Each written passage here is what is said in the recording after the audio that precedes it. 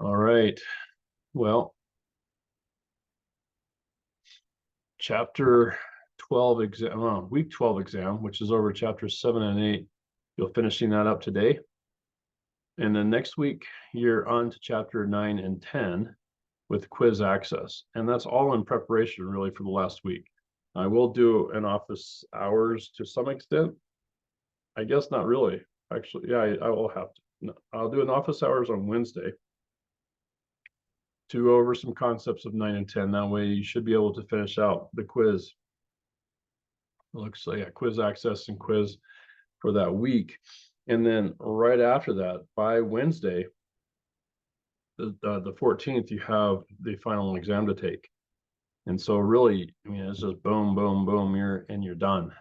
You really have 2 chapters left, a couple of quizzes and an exam. And then it's finished. So Wednesday we'll have the office hours.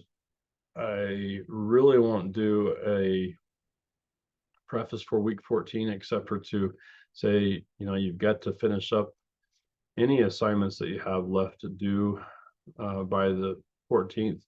Somebody may be thinking, well, what could be due? And it's mainly any responses back to the feedback I gave you on the ethics assignment. So for many of you, I tried to just go ahead on this last one, give you the answer effectively, and then you have to format it in a way that reads as a memo. So, many of you, I give that final kind of 1 paragraph deal. You need to split that out and demonstrate that you understand it a little bit better than me than just regurgitating when I provide it to you.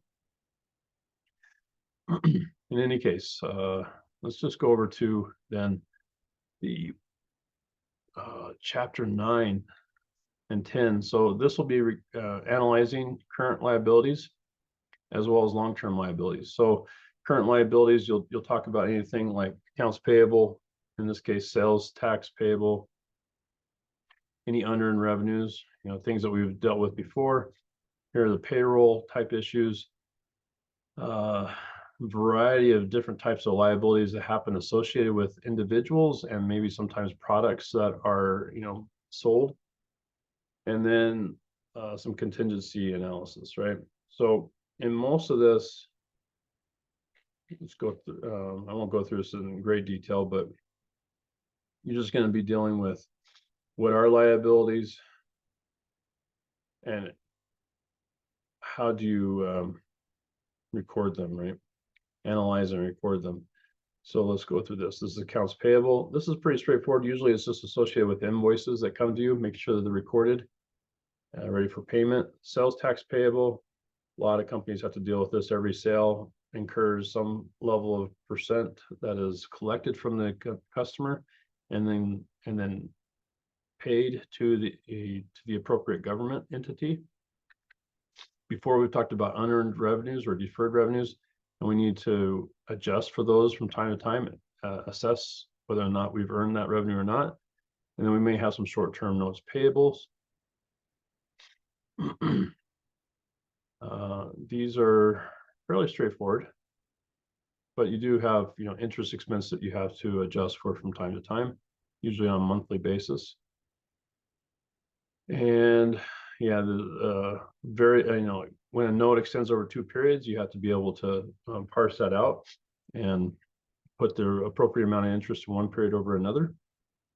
Nothing's ever so clean that it's just, the note starts on the first of a particular period and ends at the end of a particular period. Usually it straddles multiple periods. And so that's your accounts payable side, or at least your current liabilities piece. On your long-term liabilities, let's go over this. Yeah, this is all about bonds. You could have other things like mortgages and things of that nature, but this is going to walk you through bonds, and I'll go over this in more detail during the office hours on Wednesday. Bonds are kind of tricky sometimes, and so this will probably be where the bulk of your focus should be next week, is trying to understand the bonds. side of things. Selling bonds at a premium, selling them at a discount. And so it's going to walk you through that. So that I would say next week, yeah, current liabilities should be pretty straightforward. It'll be a little bit of a repeat of some of the stuff you've done in the past, with just some additional detail on things like accrued paid time off, or some of the like the sales tax payable type issues, and then the split of interest from one period to another. But not too bad. It's the bonds that's going to be the more difficult aspect of what you do this coming week. So with that, I think I'll keep this pretty short. Just remember, you just got this week to do chapter 9 and 10, and then prep for the exam next week. And just as a note, I'm pretty sure December 14th is Wednesday, and that is exactly when Wednesday. That is exactly when the semester ends. So there are no extensions, none. I put the grades in on the 15th, and the semester is over.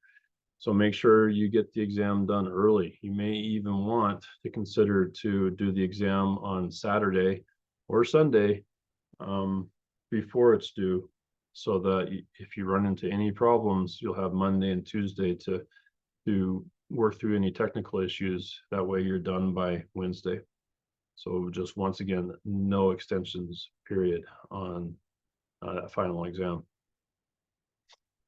So let me know if you have any questions. Hope you're doing well, and wish you the very best this coming week. Take care.